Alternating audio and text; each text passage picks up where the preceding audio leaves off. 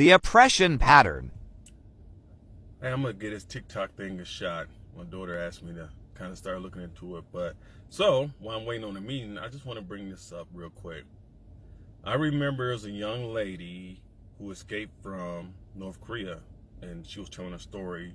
It was popular for a second, and she said something that I won't forget. She mentioned that when she was in North Korea, she didn't realize that they was oppressed. Now, they knew things were bad and they were starving and cold and all those things, but it wasn't until she escaped she realized that they was oppressed, because the word oppression didn't exist in their vocabulary. Like it didn't exist, so they didn't know. So you can't look it up. You can't even find the definition of it. So she didn't know. She knew it was bad, of course, but they didn't know they was oppressed. Now, let's look at what's going on in our country and how in the banning and the censoring of words. Like, no matter what context you use the words, they just banned them. You can't say certain words, or they redefine them words.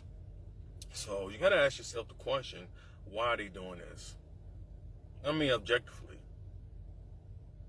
like, why they pulling words and people getting demonetized and things of that nature? People better start paying attention to history. And I'm not talking about history in the context of dates and things of that nature, but history as far as patterns.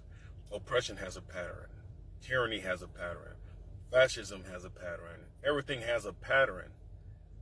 If you study it further enough back, you study it, you'll just see the pattern of people, because there's nothing new under the sun. So now we over here in this country censoring words and censoring everything and demonetizing people.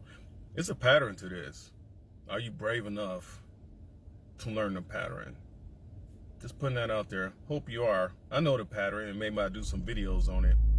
But I have a funny feeling that no one's really going to want to hear it. But it is what it is. Until next time, maybe.